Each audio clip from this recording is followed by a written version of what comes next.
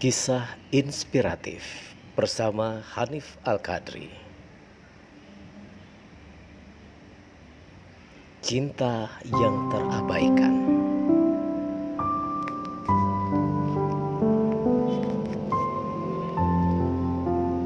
Ayah menggendongku menuju halaman rumah. Aku ingat, hari ini adalah ulang tahunku yang ke-6. Ayah tersenyum, lalu ia mengusap kepalaku dan mengecup keningku sambil membacakan ayat-ayat suci Al-Quran. Aku masih ingat ketika ayah bilang, "Tutup dulu ya matanya, nak. Nanti kalau ayah bilang buka, baru boleh dibuka." Aku mengikuti perintah ayah saat itu. Lalu tak lama kemudian, sekarang ayo. Sekarang kamu boleh buka matanya. Surprise. Aku terkejut. Ternyata ayah membelikanku sebuah sepeda baru. Aku senang sekali saat itu. Aku senang banget, ayah. Makasih. Terima kasih, ayah. Aku belajar. Aku terus belajar berjuang. Terus jatuh, bangun lagi, jatuh lagi. Agar ayahku bangga saat itu. Belajar naik sepeda yang sudah dibelikan sebagai kado ulang tahunku.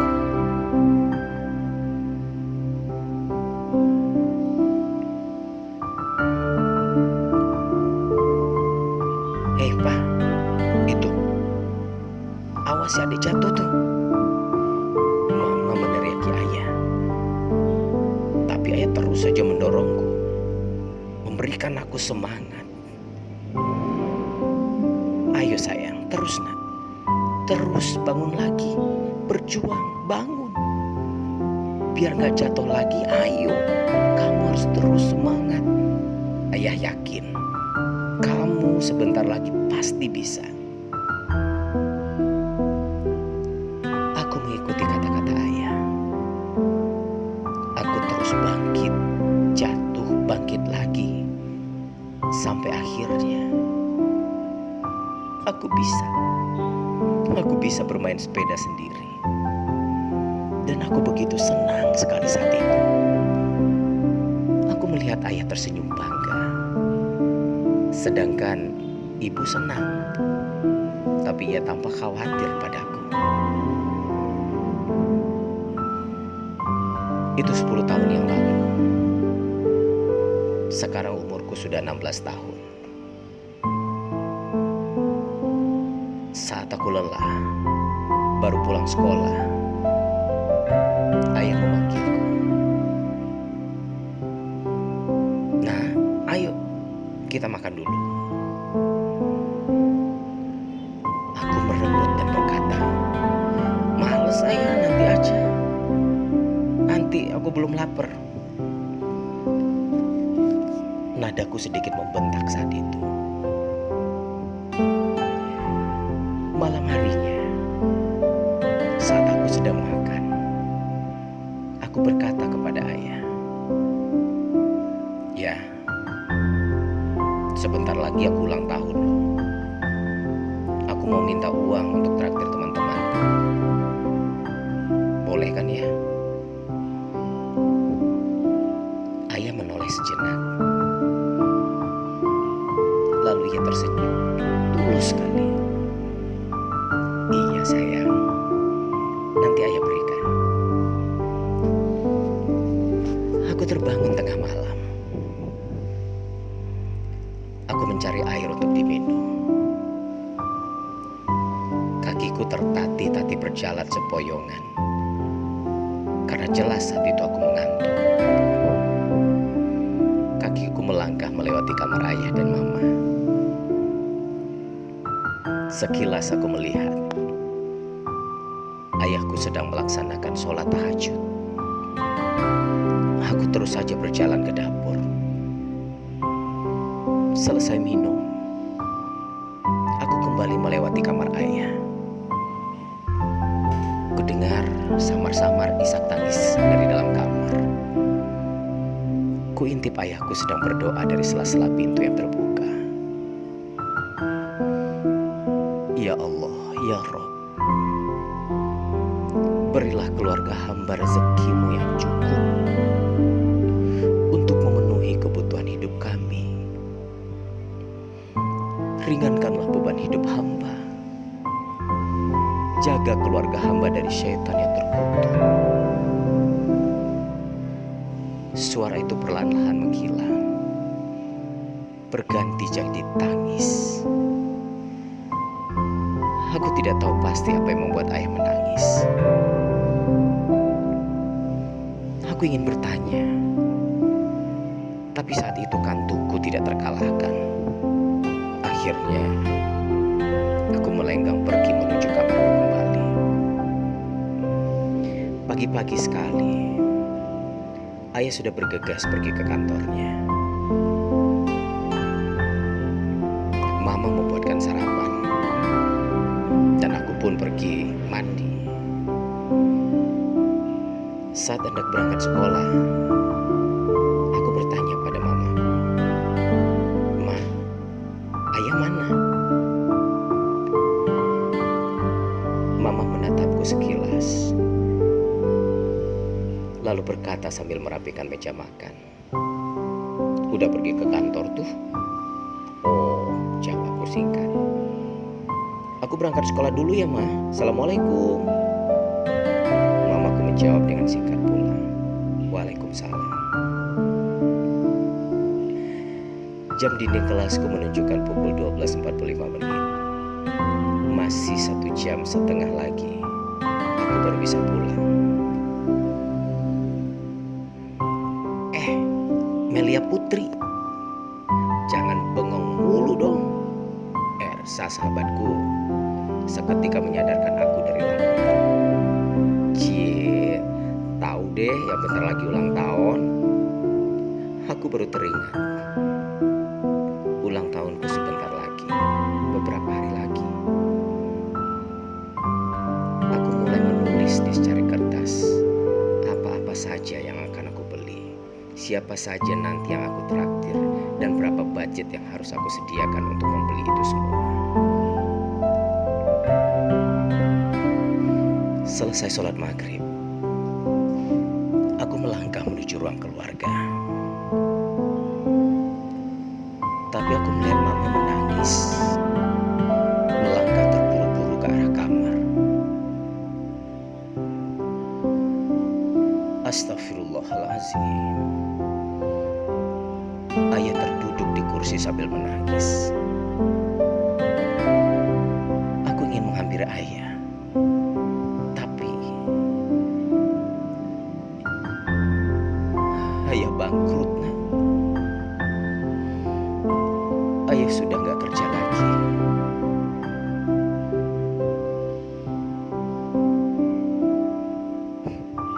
Sekarang mama pergi. Kita udah gak punya apa-apa lagi.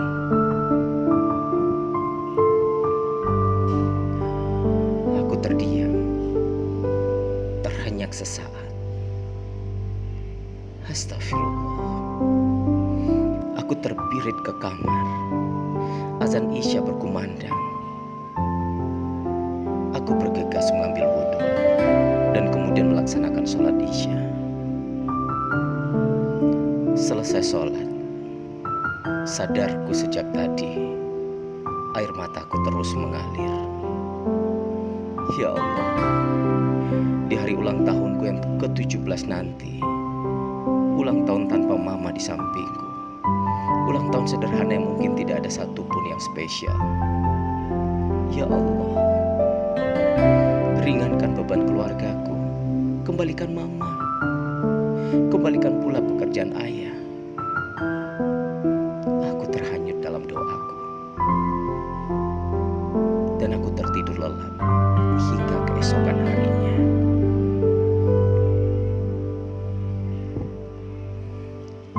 Aku sudah rapi dalam balutan seragam SMA aku. Rapi, berjilbab, tapi mata sembab. Aku bergegas memakai sepatu. Ternyata mama memang sudah pergi. Lemarinya kosong. Hanya ada baju-baju ayah di sana. Air mata kembali mengalir. Dan aku mendengar ayah. Sarapan. Aku terhenyak. Ayah mengulurkan tangannya. Wajahnya pucat. Banyak sekali kesedihan tersirat di matanya. Aku tak kuasa menatap mata letih itu lama-lama. Aku hanya menyunggingkan seraut senyuman yang sangat tipis. Lalu bergegas ke dapur. Hanya ada telur di sana. Tapi entah mengapa, tiba-tiba serangkaian kalimat bodoh keluar dari mulutku. Aku gak suka telur. Aku mau sarapan yang dibikinin sama mama.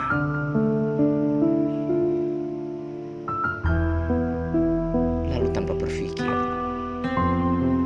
aku melaju pergi keluar rumah. Rasa sedih kembali menghantuiku. Tangisku semakin menjadi-jadi ketika aku melihat keluarga utuh, ibu, ayah, dan anak. Ya Allah, cobaan apa lagi yang Kau hadirkan untukku, ya Roh? Sekilas aku menyalahkan ayah yang kehilangan pekerjaannya, menyalahkan mama yang pergi meninggalkan aku dan ayah begitu saja. Sampai aku tersadar bahwa sekolahku sudah jauh terlewat. Aku bergegas turun. Mel, udahlah, tenang aja. Allah pasti kasih buah manis setelah apel busuk yang kamu telan sekarang. Udah, jangan sedih. Ersa terlihat khawatir melihat keadaanku sekarang. Iya, hanya Ersa yang tahu keadaanku. Hanya dia. Mel, tadi aku lihat ayah lo di jalan. Lagi mengutin sampah. Ada kerjaan bakti sosial di kantor ayah lo. Aku terbangun sedih.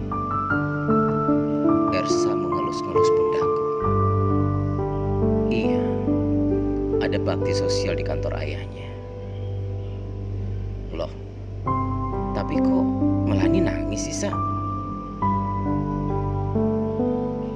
Melani lagi gak enak badan.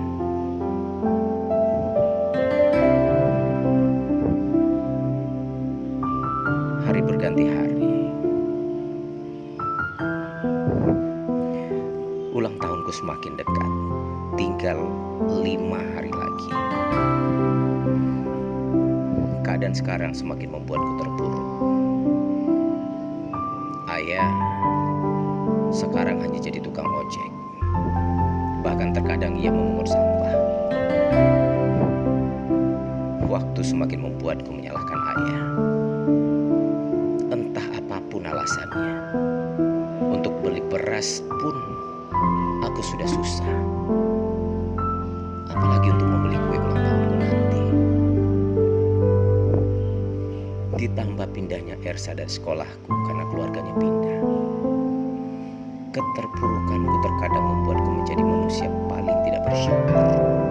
Selalu berpikir bahwa Tuhan itu tidak adil. Padahal jelas aku masih memiliki ayah yang sangat menyayangiku.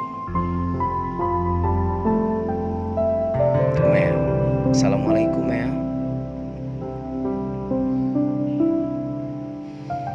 Suara itu terdengar sangat parau dari pintu, mengganggu tidurku.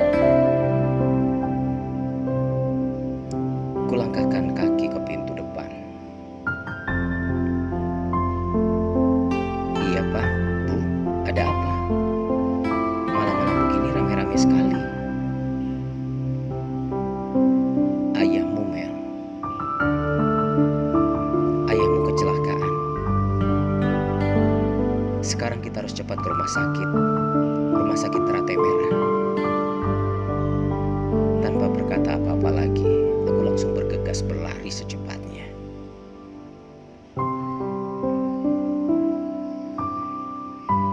Ayahku bisu dan tuli.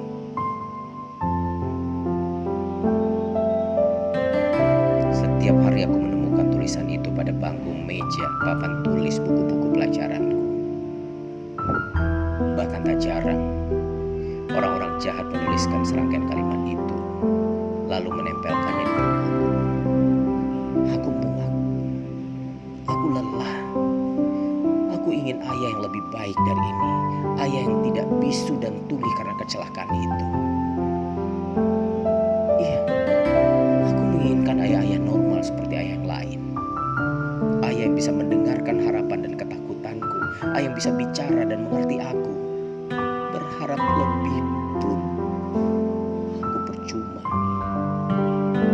karena Tuhan tidak akan mendengarkan doaku. Sekarang 3 hari menuju ulang tahunku. Semuanya terasa semakin pelik. Aku sama sekali tidak punya teman di sekolah, tidak pula di rumah. Marah dan benci menyelimutiku ketika aku harus melihat ayah yang semakin hari tampak semakin aneh dengan bahasa barunya. Iya, bahasa isyarat. Bahasa yang membuat aku semakin muak dan terpuruk dengan kenyataan bahwa ayahku tidak seperti ayah yang lain. Rasa sakit dan putus asa ku rasakan setiap hari. Setiap ayah mengantarkan aku ke sekolah lalu berkata dengan bahasa barunya, "Hati-hati, jadilah anak yang baik." Tersenyum pun aku malas, malu. Hingga muncullah pikiran-pikiran baru. Untuk apa aku hidup kalau hidupku diisi dengan rasa malu seumur hidupku?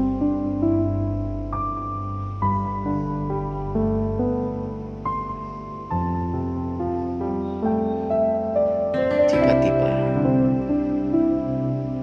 di tengah kemarahanku, aku terjatuh lemas tak berdaya. Ketika pecahan kaca dari gelas yang kupecahkan, kugoreskan pada kulit pucatku. Aku tidak tahu lagi apa yang terjadi. Semuanya gelap. Gelap sekali. Sadarku dalam keheningan malam, dalam kesendirian yang nyata. Kemana dia saat aku seperti ini?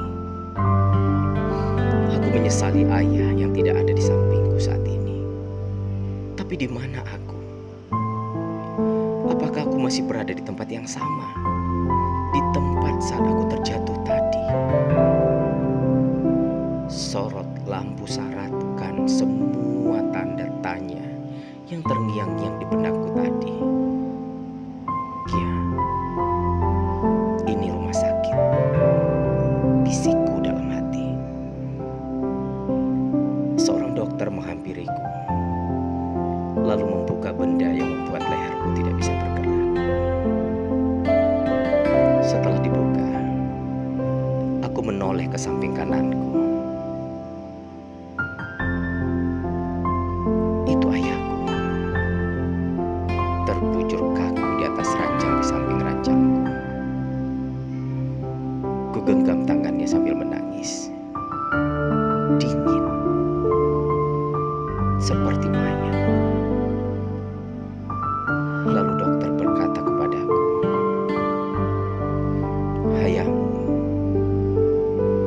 ayahmu telah menghabiskan seluruh darahnya untuk ditransfusikan ke dalam tubuhmu. Tubuhmu kehilangan banyak sekali darah, dan ayahmu menggantikan darah-darah yang hilang itu dengan darahnya. Dan akhirnya, ayahmu harus kehilangan nyawanya karena terlalu banyak kehilangan darah. Aku terhenyak. sosok beku di sampingku. Dingin, pucat tak bernyawa, dan terlihat parau tanpa senyum di wajahnya lagi. Ayah sudah pergi. Iya, ia sudah pergi demi aku.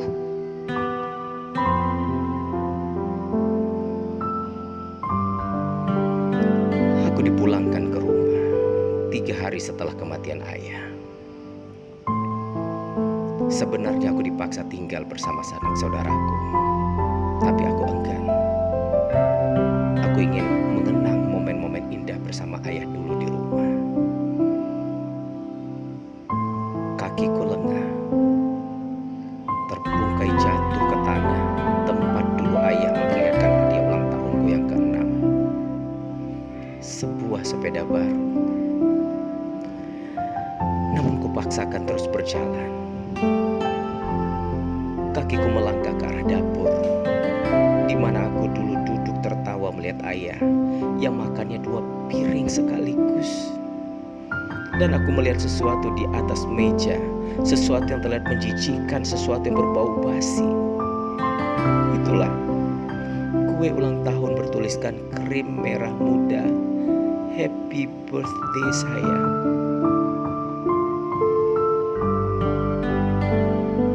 Aku terhenyak, lalu melihat sepucuk surat yang berisikan tulisan-tulisan yang aku sendiri tidak berani untuk membacanya.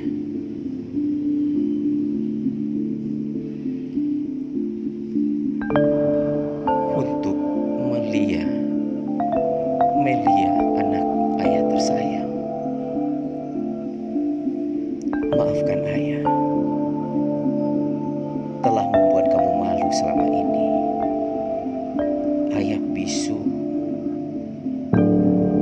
ayah tuli tidak bisa mendengar.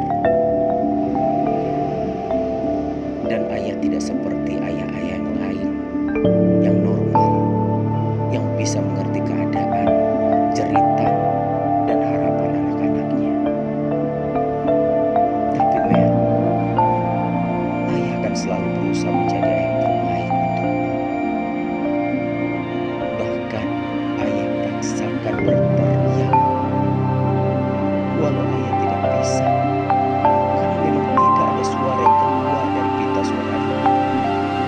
Ayah berusaha mendengar, walau ayah tidak mampu. Melia, anak ayah tersayang. Ayah membeli kue ini dari hasil memungut. Walaupun kue ini tidak begitu cantik, tapi ayah harap kamu menyukainya.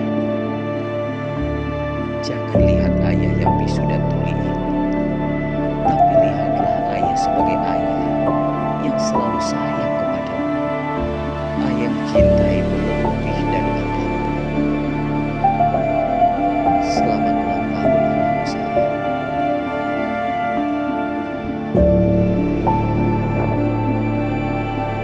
Dan sekarang, melihat sekelilingku, semuanya sama. Hampa tidak bernyawa. Tidak ada lagi teriakan sayang di ujung pintu. Tidak ada tawa tanpa suara lagi. Tidak ada cinta yang terasa utuh. Cinta yang kuabaikan, kusia-siakan demi kehidupan. Dan sekarang, semuanya berubah. Semuanya kosong, sepi, sunyi. Aku seperti orang yang tidak mendengar apa-apa. Kemana aku harus berteriak? Aku seperti orang bisu yang tidak bisa bersuara. Kemana lagi harus ku cari ayah yang seharusnya ku banggakan dengan segala kekurangannya? Ayah yang menurutku paling sempurna di atas muka bumi ini. Kemana harus ku cari ayah